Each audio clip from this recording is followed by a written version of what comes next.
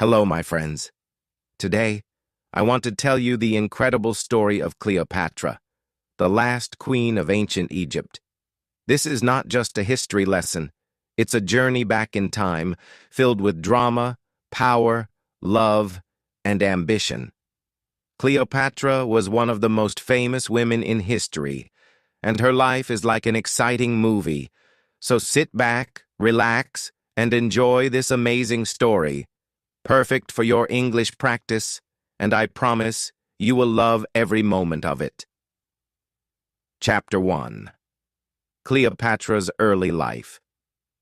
Over 2,000 years ago, in 69 BCE, a baby girl was born in Alexandria, Egypt. This baby's name was Cleopatra VII, and she would grow up to become a queen like no other. But before she ruled, she was just a little girl with big dreams. Cleopatra was born into a royal family called the Ptolemaic dynasty. This family had ruled Egypt for many years, but they were not originally from Egypt. They came from Greece. Cleopatra's ancestor, Ptolemy I, was one of Alexander the Great's generals, and he became the king of Egypt after Alexander's death. So Cleopatra's family was both Greek and Egyptian. Cleopatra's father was King Ptolemy XII, and her mother might have been Cleopatra V. But historians are not completely sure about her mother's identity. Cleopatra grew up in a palace surrounded by luxury. She had servants, beautiful clothes, and the best education. But life in a royal family was not as easy as it seemed. There was always danger. Family members fought for power and sometimes even killed each other to become king or queen. From a very young age, Cleopatra learned that knowledge was power. While most women in her time were not educated, Cleopatra studied hard. She learned many languages, including Greek, Latin, Egyptian, and even Hebrew. It is said that she could speak at least 7 languages fluently. This was rare and made her very special. Cleopatra was also curious about everything. She studied science, math, literature, and politics. She wanted to be more than just a queen who wore a crown. She wanted to be a wise and powerful ruler. But she had another secret weapon: charm. Cleopatra was not only intelligent, she was also very confident. People said she had a beautiful voice that could capture anyone's heart. But her childhood was not all happy. Her father, King Ptolemy XII, was not a strong ruler. Many people in Egypt did not like him because they thought he was weak and spent too much money. Sometimes Cleopatra's family had to leave Egypt to stay safe. Cleopatra learned at a young age that being a ruler meant facing many enemies. When Cleopatra was around 14 years old, her life changed forever. Her mother disappeared. Some say she died, while others believe she was killed. Cleopatra's father became very sick, and soon Cleopatra would have to fight for the throne. She was still a teenager, but she was already preparing to become queen.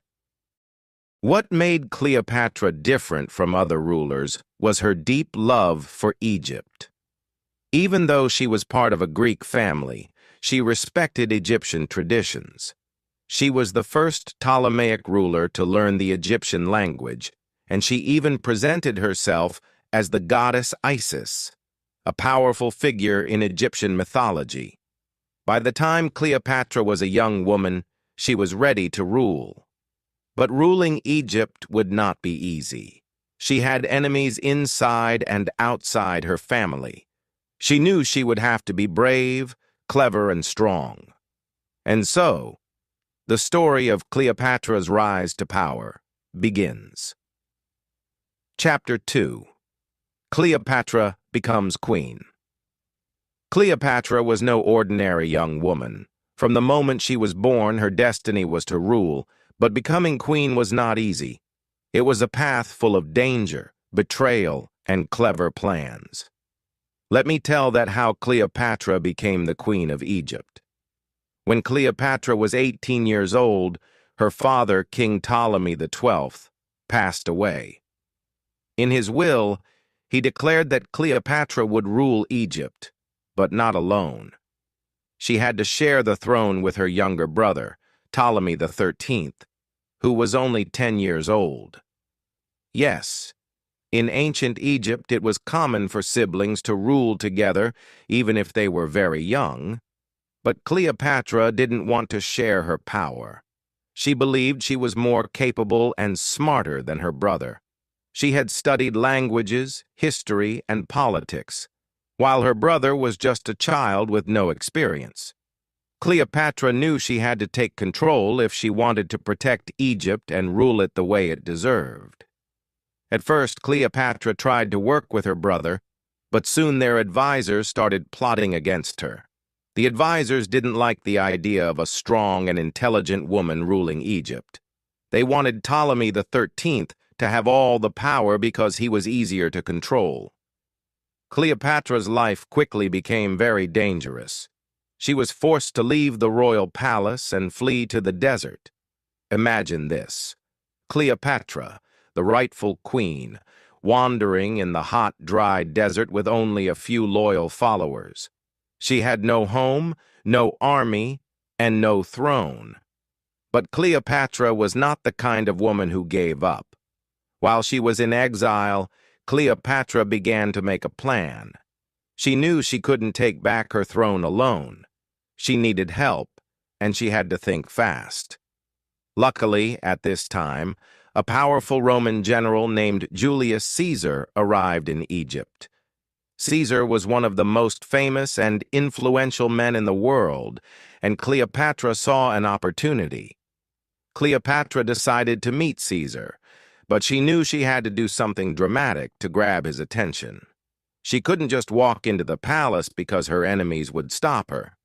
So she came up with a bold and clever idea. One night, Cleopatra had her loyal servant wrap her in a large carpet. Yes, a carpet. Then, the servant carried the carpet into Caesar's quarters as a gift. When the carpet was unrolled, Cleopatra appeared, looking stunning and full of confidence. Imagine Caesar's surprise when this beautiful, intelligent young woman emerged from the carpet. Cleopatra spoke to Caesar with charm and intelligence. She told him about her struggles, her love for Egypt, and her dreams of becoming a great queen. Caesar was impressed. He saw that Cleopatra was not just beautiful, she was also brilliant and ambitious. Caesar agreed to help Cleopatra regain her throne. Together, they planned a way to defeat Ptolemy XIII and his advisors. Cleopatra's enemies didn't stand a chance against the combined forces of Cleopatra and Caesar. After a fierce battle, Ptolemy XIII was defeated, and Cleopatra was restored as the Queen of Egypt. But Cleopatra wasn't just satisfied with regaining her throne. She wanted Egypt to become powerful and respected again. She started working closely with Caesar to strengthen her country. She introduced new policies, improved trade, and even built a strong relationship between Egypt and Rome. Chapter 3. Cleopatra and Julius Caesar. Cleopatra was now the Queen of Egypt, but her life was far from peaceful. She had won her throne back with the help of Julius Caesar, one of the most powerful men in Rome. But their story wasn't just about politics. It was also about love, ambition, and danger. After Cleopatra defeated her brother, Ptolemy XIII, with Caesar's help, she became the most powerful person in Egypt. But she didn't want to just rule Egypt. She wanted to make her country strong and respected across the world. She knew that having Caesar by her side could help her achieve her dreams. Cleopatra and Caesar spent a lot of time together after the battle. Cleopatra admired Caesar's strength, intelligence, and ability to lead armies. Caesar admired Cleopatra's beauty, charm, and clever mind. Even though Caesar was much older than Cleopatra, he was around 52 years old while Cleopatra was only 21, their connection was strong. Cleopatra invited Caesar to stay in Egypt, and he agreed. Together they explored the beautiful city of Alexandria, sailed along the Nile River, and talked about their plans for the future. Cleopatra showed Caesar the rich culture and history of Egypt, and Caesar was impressed. He saw that Egypt was not just a land of deserts and pyramids, it was a powerful and wealthy country with great potential. During this time, Cleopatra became pregnant. In 47 BCE, she gave birth to a son, whom she named Ptolemy Caesar, but people called him Caesarion, which means Little Caesar. Cleopatra believed that Caesarion would one day unite Egypt and Rome, creating a powerful empire. She wanted her son to be a symbol of strength and unity. But their happiness didn't last long. Cleopatra and Caesar's relationship caused a lot of problems. Many people in Rome didn't like the idea of Caesar being so close to a foreign queen. They thought Cleopatra was trying to take control of Rome through Caesar. Some even called her a dangerous temptress. Caesar decided to return to Rome, but he didn't leave Cleopatra behind. Instead, he invited her to come with him. Cleopatra, always bold and fearless, agreed. She traveled to Rome with Caesarion and a grand entourage. Imagine the scene.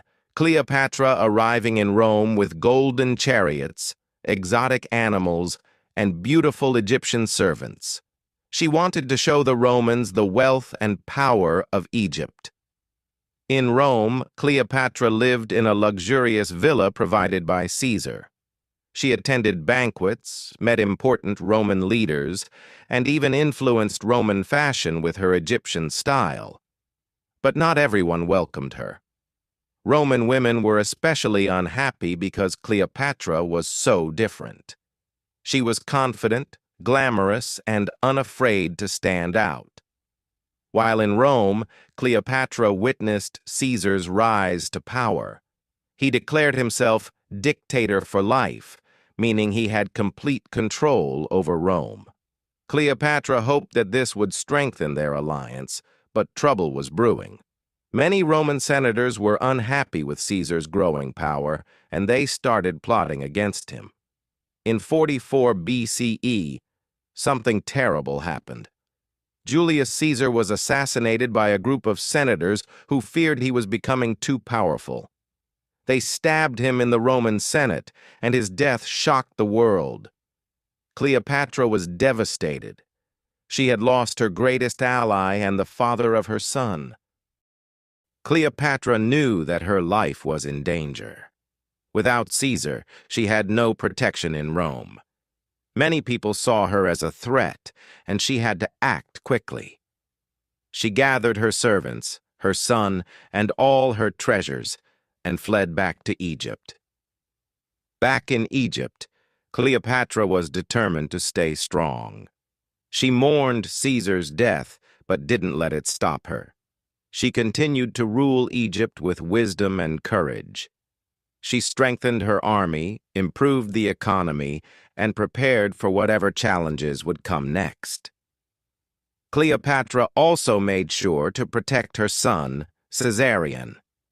She wanted him to grow up as a strong leader who could one day fulfill her dream of uniting Egypt and Rome.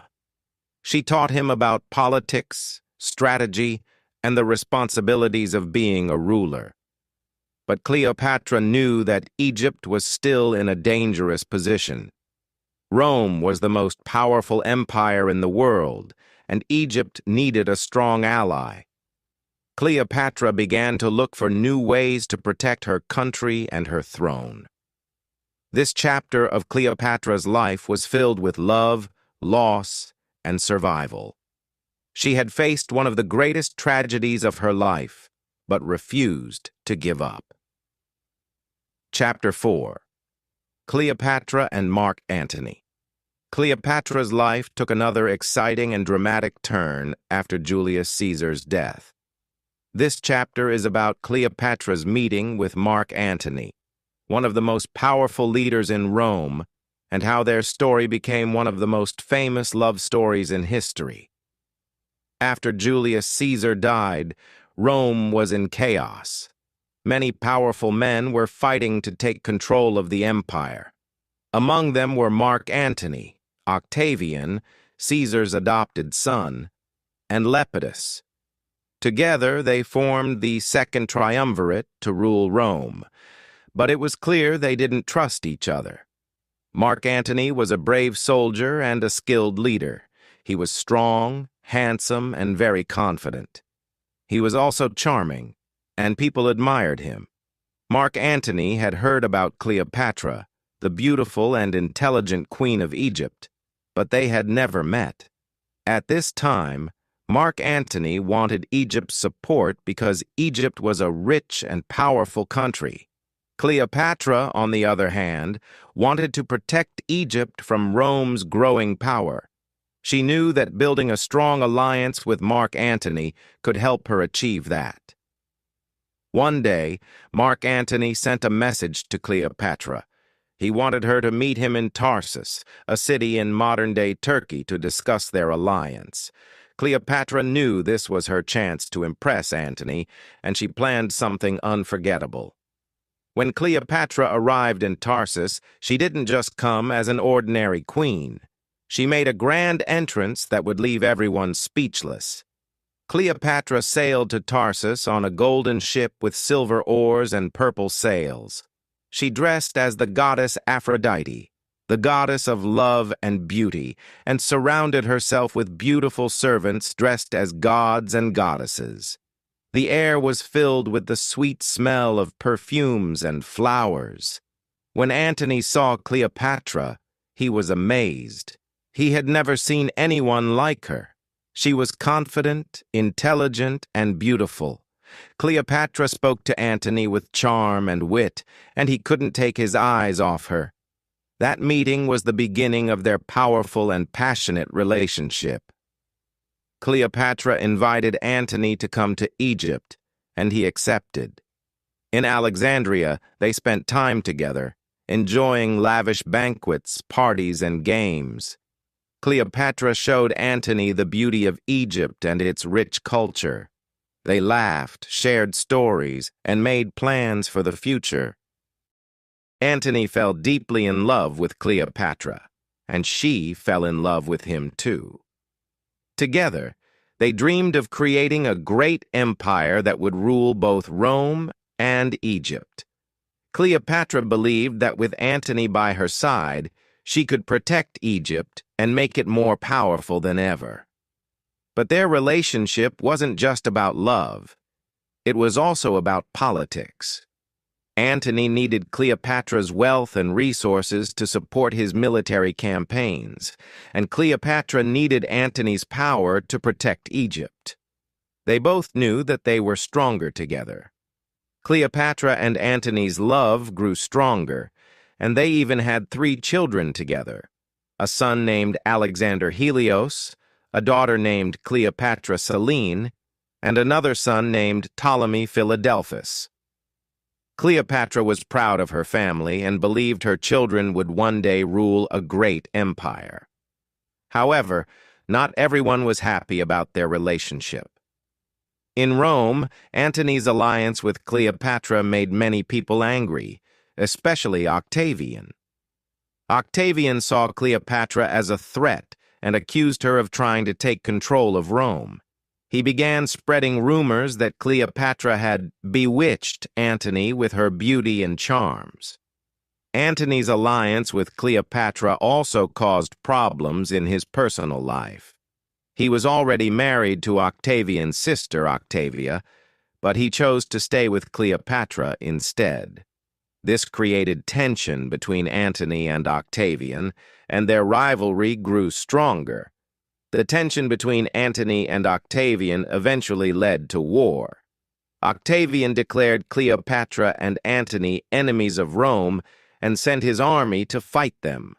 Cleopatra and Antony prepared for battle, knowing that everything they had worked for was at stake. Chapter 5. The Fall of Cleopatra and Mark Antony. Cleopatra and Mark Antony were ready to fight for their love, their dreams, and their kingdoms. They stood together as a powerful couple, determined to protect everything they had built. But their final chapter was filled with betrayal, heartbreak, and courage that would inspire people for centuries. Octavian, their greatest enemy, was determined to destroy Cleopatra and Antony. He wanted to take control of Egypt and stop Antony from gaining more power. Octavian's army was strong, disciplined, and well prepared for war. Cleopatra and Antony, however, were not going to give up without a fight. They decided to face Octavian in a great naval battle. This battle, known as the Battle of Actium, took place in 31 BCE near the coast of Greece. Cleopatra brought her fleet of Egyptian ships, and Antony brought his Roman forces. Together, they believed they could win. The day of the battle arrived, and the sea was filled with ships, soldiers, and weapons. Cleopatra and Antony fought bravely, but Octavian's army was too strong. During the battle, something unexpected happened. Cleopatra's ship suddenly turned and sailed away. Many believe that Cleopatra retreated to protect her fleet and herself, but Antony misunderstood her actions. He thought Cleopatra had betrayed him. Feeling heartbroken and confused, Antony's forces began to fall apart. Octavian's army defeated them, and Antony was left devastated. He returned to Egypt to find Cleopatra, desperate for answers. When they met, Cleopatra explained her actions. She told Antony she had not betrayed him. She had only wanted to save their lives. Antony believed her, and their love remained strong. But they knew their enemies were closing in. Octavian's army followed them to Egypt. Cleopatra and Antony tried to defend Alexandria, but they were outnumbered. They realized they couldn't win this war, but they were determined to stay together until the end. Antony fought bravely in one last battle, but his army was defeated. Heartbroken and believing Cleopatra was dead, Antony fell on his sword. As he lay dying, news came that Cleopatra was still alive. His servants carried him to Cleopatra's hiding place, and the two lovers shared their final moments together. Antony died in Cleopatra's arms, leaving her alone to face her enemies. Cleopatra knew that Octavian would soon capture her. She refused to let him parade her through Rome as a prisoner, showing her as a defeated queen. Cleopatra was a woman of pride and dignity. She decided to take control of her fate. In her final moments, Cleopatra dressed in her royal robes and crown. She surrounded herself with treasures and symbols of her reign. According to legend, she arranged for a poisonous snake, called an asp, to be brought to her. She allowed the snake to bite her, ending her life on her own terms. When Octavian arrived, he found Cleopatra dead, lying peacefully in her royal chamber. He was shocked, but also impressed by her courage. Cleopatra's death marked the end of the Egyptian kingdom. Octavian took control of Egypt, and it became part of the Roman Empire. But Cleopatra's story didn't end there. Her life and her love with Antony became legendary. People admired her for her intelligence, bravery, and determination. She was not just a queen, she was a symbol of strength, resilience, and courage. Cleopatra's story teaches us that even in the face of great challenges, we can stand strong and fight for what we believe in. She never gave up on her dreams or her country. She showed the world that women can be powerful leaders, thinkers, and warriors. Her life may have ended in tragedy, but her legacy lives on. Cleopatra reminds us to never give up, to believe in ourselves, and to take control of our destiny. She proved that even in the darkest moments, we can face our challenges with courage and dignity. So, my friends, let Cleopatra's story inspire you to be strong, to dream big, and to never let fear stop you. Her life may have been filled with struggles, but it was also filled with love, hope, and greatness. Be like Cleopatra, bold, fearless, and unforgettable. What did you think of this incredible journey? Isn't Cleopatra's story one of the most inspiring stories in history? Let her life remind you that no matter how hard life gets, you have the power to rise above it.